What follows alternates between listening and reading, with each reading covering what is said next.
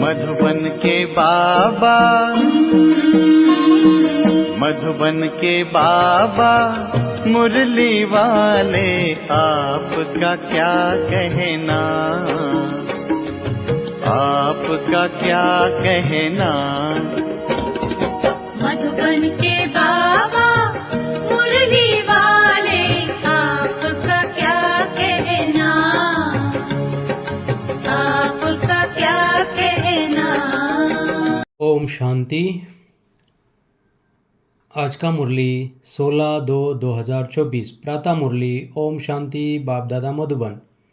मीठे बच्चे, अब अशरीरी होकर घर जाना है, इसलिए जब किसी से बात करते हो तो आत्मा भाई भाई समझ बात करो, देही अभिमानी रहने की मेहनत करो। प्रश्न: भविष्य राज तिलक प्राप्त करने का आधार क्या है? उत्तर: पढ़ाई। हर एक को पढ़कर राज तिलक लेना है। बाप की है पढ़ाने की ड्यूटी, इसमें आशीर्वाद की बात नहीं। पूरा निश्चय है तो श्रीमत पर चलते चलो, गफलत नहीं करनी है। अगर मतभेद में आकर पढ़ाई छोड़ी तो नापास हो जाएंगे। इसलिए बाबा कहते हैं, मीठे बच्चे, अपने ऊपर रहम करो। आशीर्वाद मांगनी नहीं है, पढ़ाई पर ध्यान देना है। ओम शांति। सुप्रीम टीचर बच्चों को पढ़ाते हैं। बच्चे जानते हैं परमपिता परमात्मा पिता भी है, टीचर भी है। ऐसा तुमको पढ़ाते हैं जो और कोई पढ़ा न सके। तुम कहते हो शिव बाबा हमको पढ़ाते हैं। अब यह बाबा कोई एक का नहीं है। मनमना भव, मध्याजी भव, इसका अर्थ समझाते हैं। मुझे याद करो। बच्चे तो अब समझदार हुए हैं। बेहद का बाप कहते हैं तुम्हारा वर्षा तो है ही, यह कभी भूलना नहीं चाहिए। बाप आत्माओं से ही बात करते हैं। अभी तुम जीव आत्माएं हो ना। बेहद का बाप भी निराकार है। तुम जानते हो इस तन द्वारा वह हमको पढ़ा रहे हैं और कोई ऐसे नहीं समझेंगे। स्कूल में टीचर पढ़ाते हैं तो कहेंगे लौकिक टीचर लौकिक बच्चों को पढ़ाते हैं। यह है पारलौकिक सुप्रीम टीचर जो पारलौकिक बच्चों को पढ़ाते हैं। तुम भी परलोक मूल वतन के निवासी हो। बाप भी परलोक में रहते हैं। बाप कहते हैं हम भी शांति धाम के निवासी हैं और तुम भी वहाँ के निवासी हो। हम दोनों एक धाम के रहवासी हैं। तुम अपने को आत्मा समझो, मैं परम आत्मा हूँ। अभी तुम यहाँ पाठ बजा रहे हो।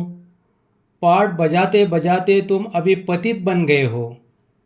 ये सारा बेहद का मांडवा है जिसमें खेल होता है। ये सारी सृष्टि कर्म क्षेत्र है, इसमें खेल हो रहा है। यह भी सिर्फ तुम ही जानते हो कि यह बेहद का खेल है। इसमें दिन और रात भी होते हैं। सूर्य और चांद कितनी बेहद की रोशनी देते हैं। यह है बेहद की बात। अभी तुमको ज्ञान भी है। रचता ही आकर रचता और रचना के आदि मध्य अंत का परिचय देते हैं। बाप कहते हैं तुमको रचना के आदि मध्य अंत का राज सुनाने आया हूँ।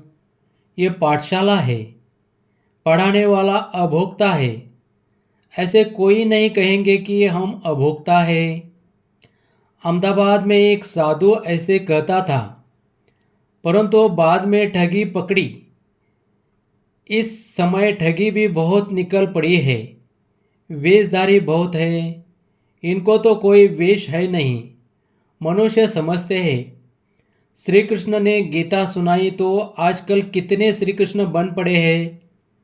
अब इतने श्री कृष्ण तो होते नहीं। यहाँ तो तुमको शिव बाबा आकर पढ़ाते हैं, आत्माओं को सुनाते हैं।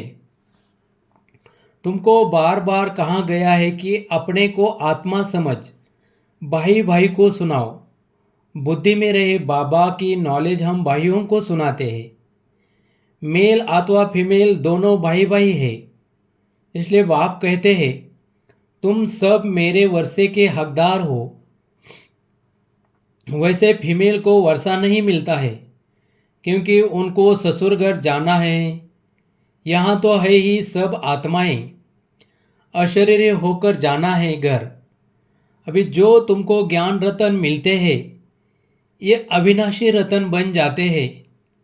आत्मा ही ज्ञान का सागर बनती है ना, आत्मा ही सब कुछ करती है। परंतु मनुष्य को देह अभिमान होने के कारण देही अभिमानी बनते नहीं हैं। अब तुमको देही अभिमानी बन एक बाप को याद करना है। कुछ तो मेहनत चाहिए ना। लौकिक गुरु को कितना याद करते हैं, मूर्ति रख देते हैं। अब कहाँ शिव का चित्र, कहाँ मनुष्य का चित्र, रात दिन का फर्क है। वह गुरु का फोटो पहन लेते हैं। पति लोगों को अच्छा नहीं लगता कि दूसरों का फोटो पहने।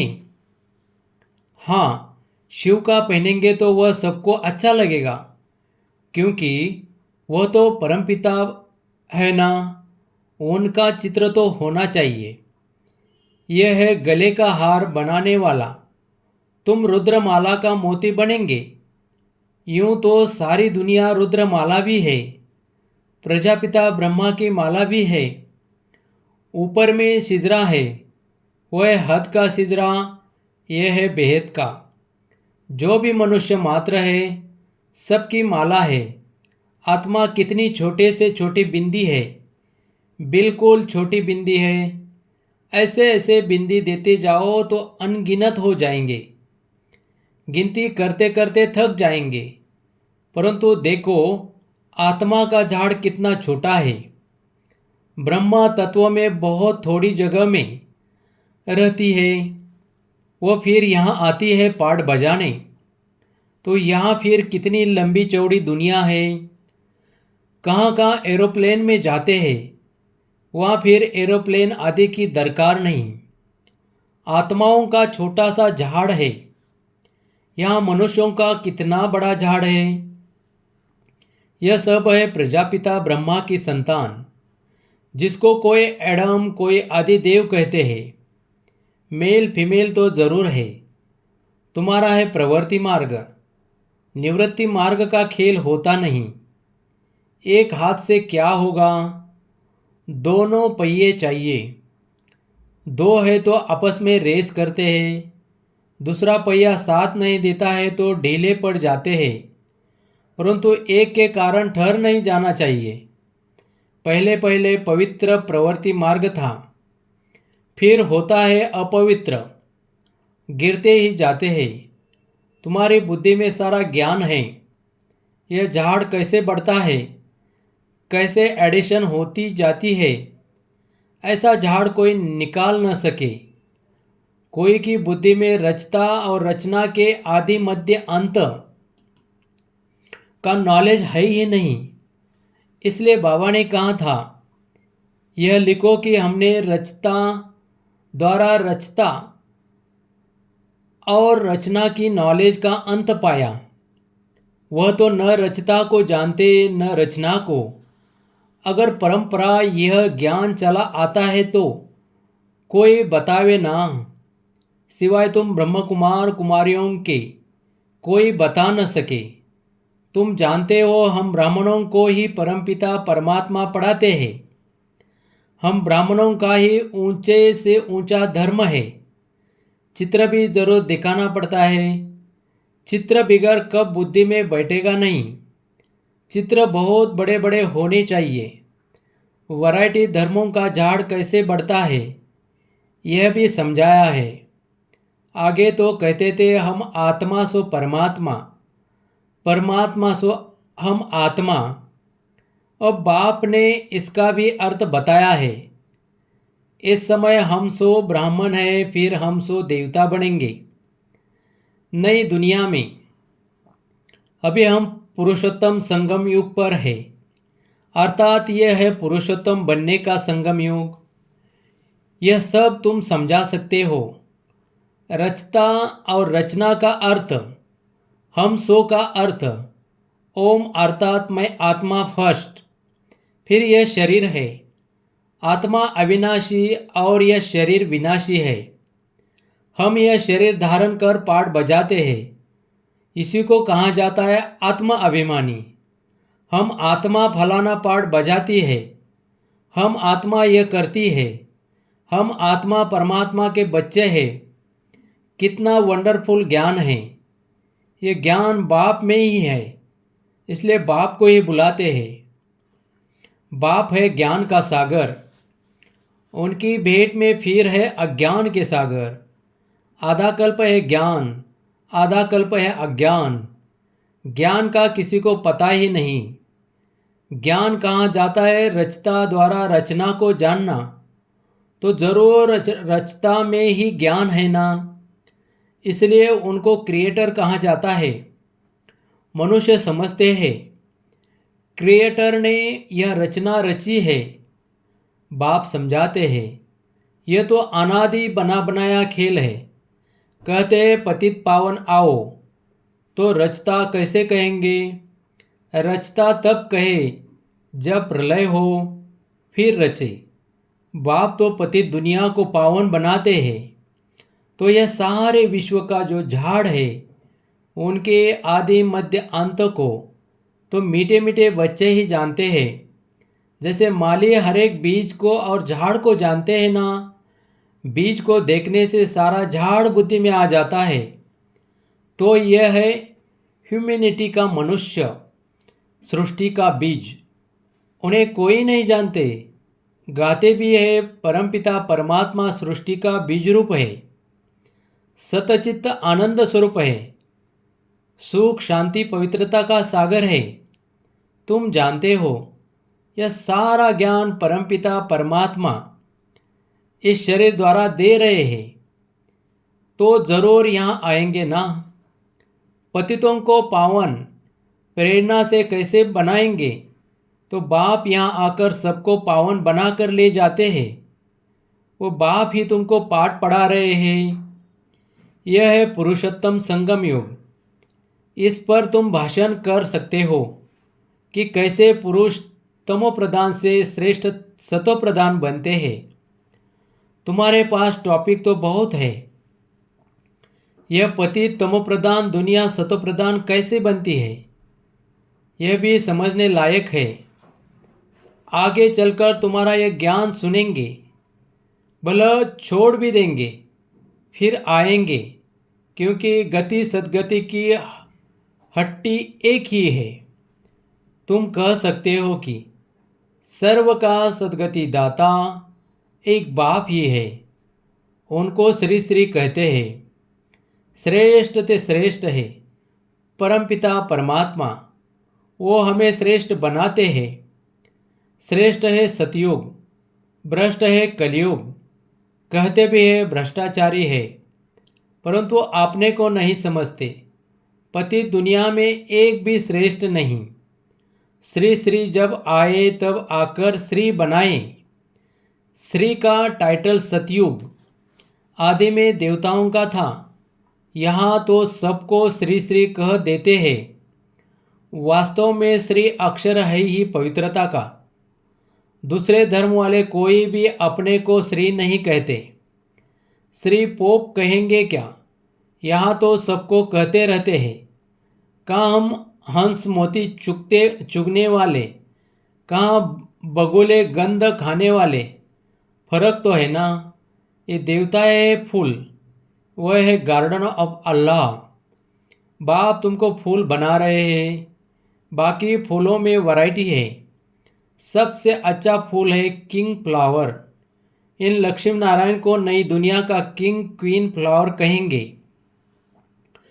तुम बच्चों को आंतरिक खुशी होनी चाहिए, इसमें बाहर का कुछ करना नहीं होता। यह बत्तियाँ आदि जलाने का भी अर्थ चाहिए। शिव जयंती पर जलानी चाहिए या दिवाली पर। दिवाली पर लक्ष्मी का आह्वान करते हैं, उनसे पैसे मांगते हैं, जबकि भंडारा भरने वाला तो शिव भोला भंडारी है। तुम जानते हो शिव बाबा द्वारा हमारा अकूट खजाना भर जाता है। ये ज्ञान रत्न धन है, वहाँ भी तुम्हारे पास आता धन रहता है। नई दुनिया में तुम मालामाल हो जाएंगे। सतयुग में ढेरों के ढेर हीरे जवाहर थे, फिर वो ही होंगे। मनुष्य मूझते हैं, यह सब खत्म होगा, फिर कहाँ से आएगा? खानियाँ खुद गई, पहाड़ियाँ टूट गई, फिर कैसे होगी? बोलो, हिस्ट्री रिपीट होती है ना। जो कुछ था सो फिर रिपीट होगा। तुम बच्चे पुरुषार्थ कर रहे हो स्वर्ग का मालिक बनने का। स्वर्ग की हिस्ट्री ज्योग्राफी फिर रिपीट होगी।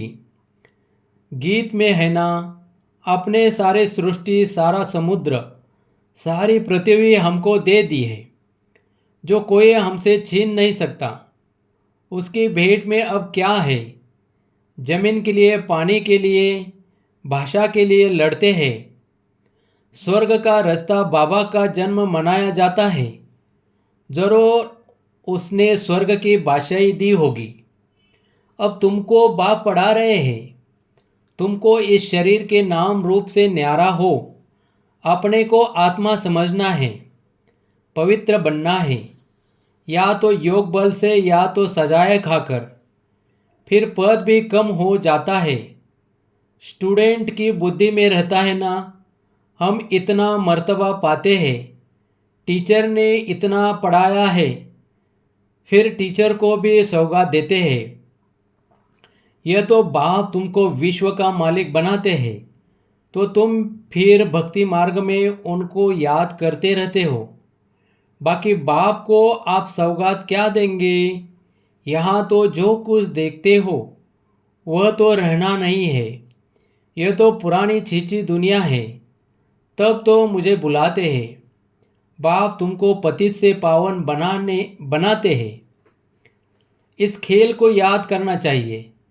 मेरे में रचना के आदि मध्य अंत की नॉलेज है। जो तुमको सुनाता हूँ तुम अब सुनते हो, फिर भूल जाते हो। 5000 वर्ष के बाद फिर चक्र पूरा होगा। तुम्हारा पाठ कितना लवली है। तुम सतो प्रधान व लवली बनते हो, फिर तमो प्रधान भी तुम ही बनते हो। तुम ही बुलाते हो, बाबा आओ, अब मैं आया हूँ।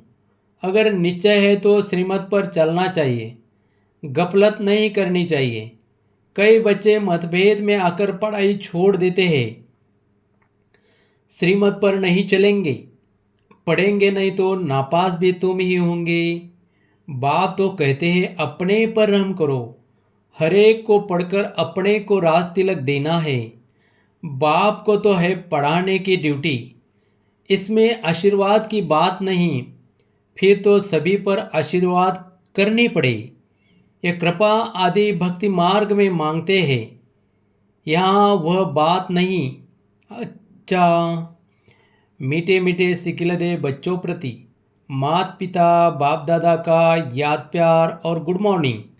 रूहानी बाप की रूहानी बच्चों को नमस्ते। धारणा के लिए मुख्य सार। प्रवृत्ति में रहते आपस में रेस करनी है, परंतु अगर किसी कारण से एक पहिया ढीला पड़ जाता तो उसके पीछे ठहर नहीं जाना है। स्वयं को राज तिलक देने के लायक बनाना है। 2. शिव जयंती बड़ी धूमधाम से मनानी है, क्योंकि शिव बाबा जो ज्ञान रत्न देते हैं उससे ही तुम नई दुनिया में माला माल बनेंगे। तुम्हारे सब भंडारे भरपूर हो जाएंगे। वरदान।